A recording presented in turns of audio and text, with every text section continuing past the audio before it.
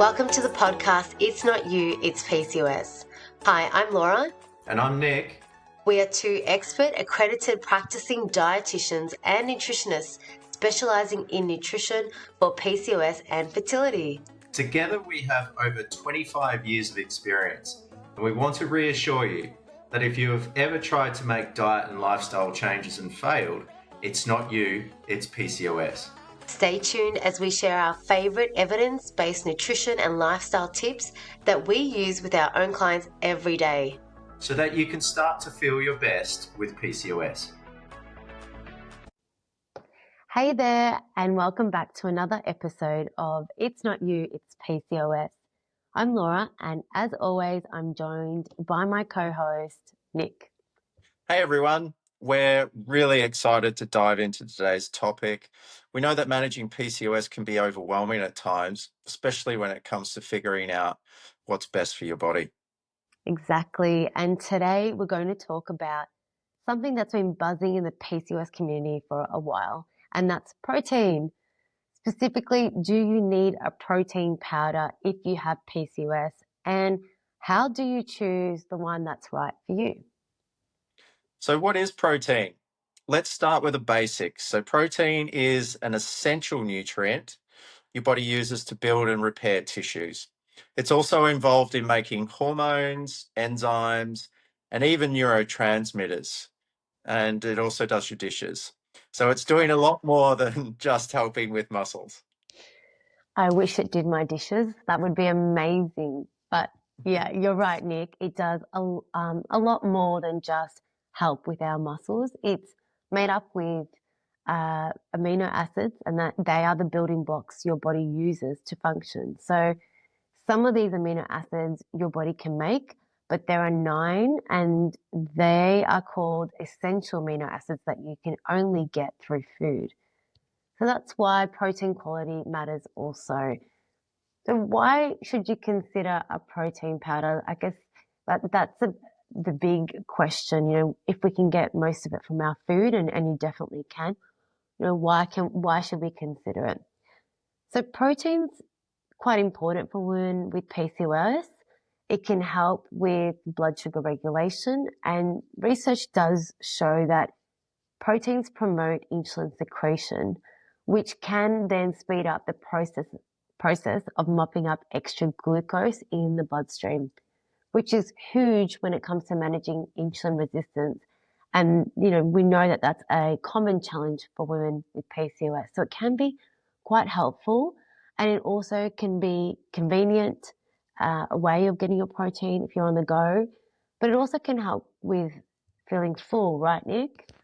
Yeah, definitely. Definitely keeps you feeling full, which is massive when it comes to eating. If you're feeling full, then you're less likely to want to eat other foods or give into emotional eating or cravings, especially around eating carbohydrates, and particularly around certain times of your menstrual cycle, like around your period. So protein can be an absolute game changer to our meal pattern. Exactly, and especially if, you know, you're really busy, and we know that we're all eating out and on the go a lot more these days. So if you are someone who doesn't have a lot of time to prep the perfect high protein meal, that's where a protein powder may be helpful as a backup to help you make sure that you do meet your protein needs in a day. Yeah, and there is research to support this. So back in 2022, a randomized control trial, which is good quality trial published in Nutrients, showed that women with PCOS who followed a higher protein diet had improved insulin sensitivity, lower testosterone levels, and regular menstrual cycles compared to those on a low protein diet. So the evidence is there. We just got to do it. Absolutely. So it is kind of figuring out whether you can get all that you need from having just foods that are high in protein from your diet, or do you need a protein powder to help you get there?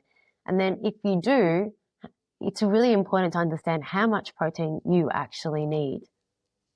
Yeah, so let's go on to that, hey Laura. So let's talk about the numbers. So for most women in their 20s and 30s, the general recommendation is zero point 0.8 grams of protein per kilogram of body weight. So um, I think that's very much a baseline. And with a lot of my patients, particularly because everyone that I see is hopefully exercising, so their protein needs increase. I'm looking at a lot more than that. But what do you think, Laura? Yeah, look, on average, my clients do need about a gram per kilo to 1.2. Um, but that is very individualized. That is really dependent on your body weight, your level of activity, your goals, whether that is that you need, you want to weight, is it weight maintenance? Is it weight loss? Is it to increase muscle? What do you actually need to achieve and what do you want to achieve? So yeah, it's very individualized. That is just a baseline. Yeah, I mean, I sometimes go up to 1.6 with some of my patients. Yeah, absolutely. And that's the thing. It really is individual. If you're more active and you're dealing with PCOS symptoms like fatigue, and you are working on your body composition, you may benefit from those higher uh, grams per kilo.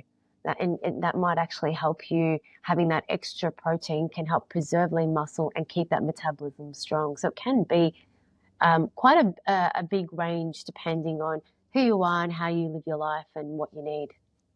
And that's why you need to come see someone like us, right? So you can get that tailored advice specific to your life and specific to who you actually are. Um, Protein also helps with hormonal balance and reducing inflammation, both of which can improve symptoms like acne, regular cycles, and even fertility. So it's not just about muscle. The protein can certainly help with other aspects of PCOS. That's right. So it's important to get it right. But if you're sort of thinking now, well, where do I get my protein from food and how much does that look like? If I was trying to kind of gauge roughly how much protein I do have in a day, we can actually give you a bit of an example of what that might look like. So you do get protein from foods like the following, and I'm going to run through a typical day that is going to meet someone's requirements in their 30s. So for breakfast, 2 eggs and a cup of Greek yogurt will provide 22 grams of protein. Lunch, 100 grams of grilled chicken will give you about 30 grams of protein. Snack a handful of almonds gives you 6 grams of protein, and dinner, a cup of lentil soup will give you about 18 grams of protein. So that adds up to about 77 grams of protein. And that's a great target if you are around 70 kilos and you are slightly active, that would meet your requirements. So easy done with food. But if you are still struggling, to make that happen, then that's when you possibly could think of um, the addition of a protein powder, particularly if you are one that's not great at meal prepping and eating lots of foods from home, you're eating out on the go. What do you think about that, Nick? Well, how do you find that in practice with your clients meeting about 77 grams of protein a day? Yeah, I find that as long as my patients or clients are using or eating three main meals a day, I generally find it's pretty easy to get that amount of protein. And it's more for my patients, clients who are striving for like the upper ends of the protein recommendations. So, like your 1.5 or your 1.6 grams of protein per kilogram body weight. They are the ones that typically do need a protein powder um, because it becomes quite challenging getting it in otherwise. So your protein powder is going to give you about, depends on the protein powder, and I mean there's so many different options out there. Mm. But like a basic whey protein is going to get you between about 25 or to 30 grams of protein in that one scoop. And then if you put it with a cup of milk that might contain about 10 grams, you're looking at a good, what's that, 35 to 40 grams protein right there. So it can be really helpful, but I'm always striving to try and get the protein through the diet first and foremost. Absolutely, you're right. When you get to those upper levels, even 100 grams, 120 grams of protein, you do need to be a little bit cluey and a bit planned about, and know where those protein sources are going to have to come from.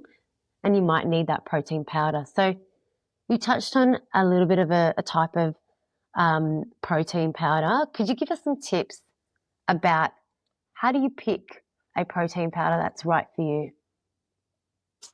So yeah, like what I normally go for is a protein powder that is devoid or void, I should say, void of anything other than the protein itself, if possible. So I'm normally recommending the less ingredients, the better. So avoiding things like artificial sweeteners like sucralose or sugar alcohols, just basically the additives that are put into a protein powder to make it taste a little bit better.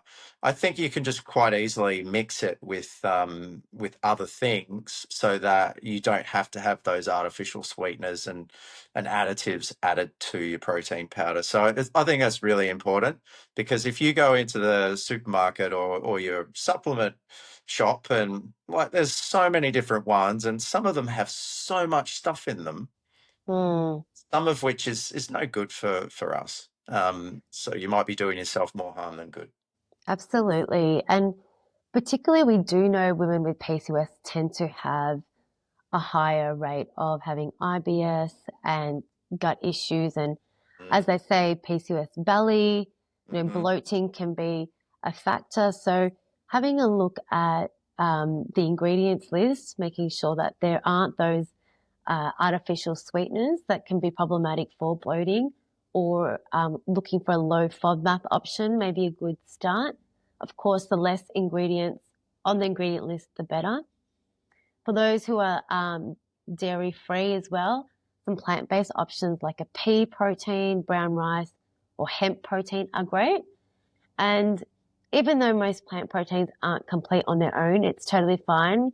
You just want a variety across your day and making sure you're getting different sources of protein throughout the day. So it can definitely be a great addition to a healthy and balanced meal plan to help you achieve your goals. So I am a fan, but I do want to make sure that people know that they can get it from food easily. But if you do have higher requirements, then the addition of a protein powder can be a great option for you as well. Yeah, I'm on the same page, Laura. And but also don't forget the quality. So when you're choosing a protein powder, a lot of the time, if you're working with someone like us, like dietitians, or your health professional might be able to recommend a specific brand that they have had some good results with other patients. But you can also look for a brand that has actually been third party tested. It has transparent labeling, and it's void of all those sketchy fillers. Absolutely, and that's really important. Particularly if you're trying to conceive, they can be a lot of these products can have some heavy metals. It's a industry that's not so well regulated, so it depends, where it's coming from. So having that third party testing can really help with making sure the product that you're taking and what you're putting into your body is good for you. Mm. Yeah, so some final tips and takeaways is that protein is a valuable tool in managing PCOS, and especially if you are trying to support some blood sugar control, you're trying to help with managing your cravings, so it's great for fullness and muscle maintenance. Whole foods are always going to be the foundation of your diet, and it is really important to look at that first. But protein powders can be a great adjunct and a great convenient way to meet your protein needs, particularly when life gets really busy. Yeah, And just make sure that you're picking a powder that works for your body. Ideally, one that supports not only your muscles, but your gut, your hormones, and your lifestyle. Absolutely, such an important point. And yeah, having the guidance of a dietitian can make that process a lot easier, cheaper, so you're not wasting your money trying to sort through the products on the shelf, and yeah, get the results that you need. So we hope this episode gives you some clarity around protein and protein powders and whether you need one or not. And if you're still confused and you need help choosing the right one, feel free to reach out on our socials. Yeah, awesome. So thanks for tuning in to another episode of It's Not You, It's PCOS, and we'll catch you next time. See you guys. Bye.